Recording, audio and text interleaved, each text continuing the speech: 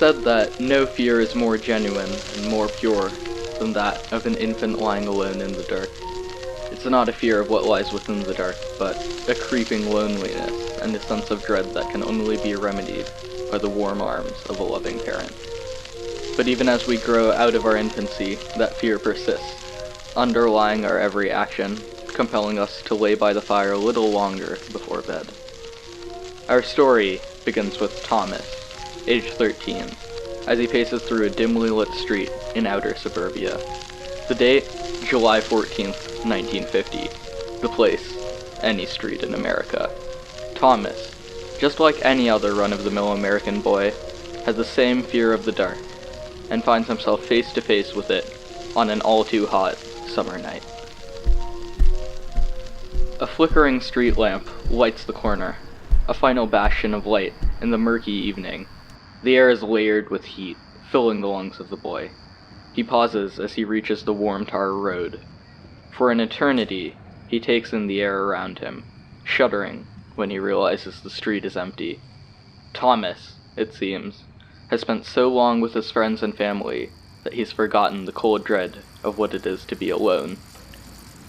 A lone man on a bicycle rides out of the darkness and halts near the boy. Friend or foe, or perhaps neither. Simply an ambivalent guardian, an innocent bystander passing by the true story at hand. Evening, Thomas. How was the game? We smacked the other team right out of town, Mr. Grant. Sure showed them. That's my boy. Now why don't you head on home? There isn't a soda shop in town still open this late. Your mom's probably waiting on you with a nice bowl of ice cream right now.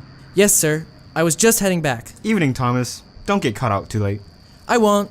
Evening, Mr. Grant. The man is engulfed into the gentle, caressing arms of the darkness once again, leaving the boy alone to his fears. With a sudden jolt, Thomas is plunged into darkness as a streetlight 2 years past its time finally kicks the bucket. He clenches his fist around the baseball bat he carries, ready to protect himself from any physical being that he might encounter. However, Thomas is about to learn that some things care little for the strength of a young boy armed with only a wooden bat. It's okay. I'm only a few blocks from home, and the moon's still out. How bad could this be?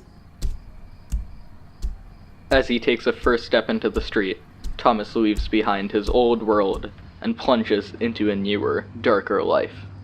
He walks home quickly, slowly picking up pace with every step, glancing behind himself at every corner to check for his invisible pursuers. The world slows time down just enough for the 5-block journey to seem like a 10-mile hike through molasses, but finally, the panting boy reaches his home. Thomas looks up into the house, realizing that the front door is cracked just ajar as the misty fingers of the Black Knight reach inside. Gripped by the worries of robbery, home invasion, or even paranormal activity, he rushes into the house, bat in hand. He pushes the last of the door open and slams it behind him, jarring the stillness of the night.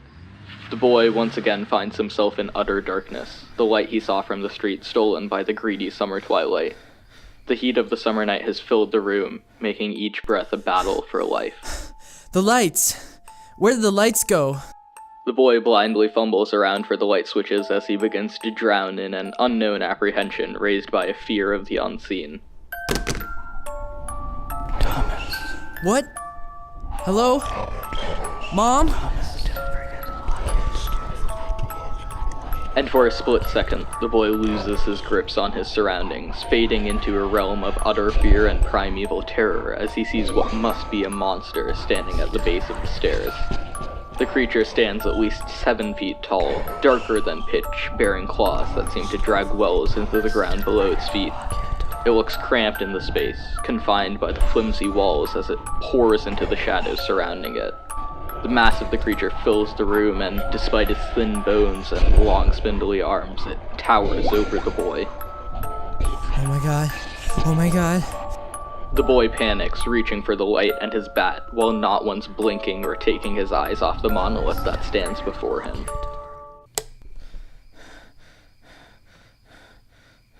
Lights fill the room, but there's nothing there. Thomas stands alone in his atrium just as he always had. For a minute, he's still back in that ancient time, filled with a deep-founded fear of the darkness and what undoubtedly resides within it. As his mother and family rush into the room, congratulating their prized son, the boy stands, looking at the barren wall by the stairs, free of all life but the faintest mildew that hides from even the keenest eye. As the night draws to its darkest, Thomas, age 13, reaches his room and opens his door with a lonesome kind of despair, accepting of a fate he had no choice in deciding. Thomas has just realized the true meaning of a fear of darkness.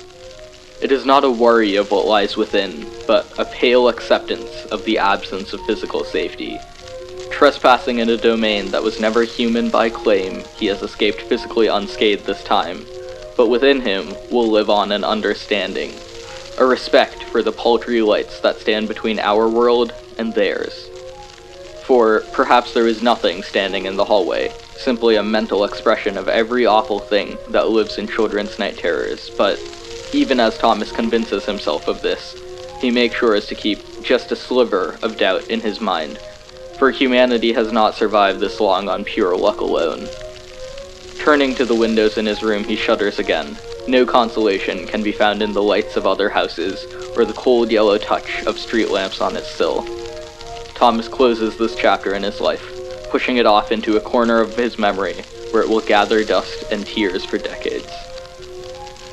For a minute, he sits on his bed, a desk lamp at his side. He hesitates to lie down, getting up one last time. He knows he might not sleep soundly, but he will make sure he sleeps safe.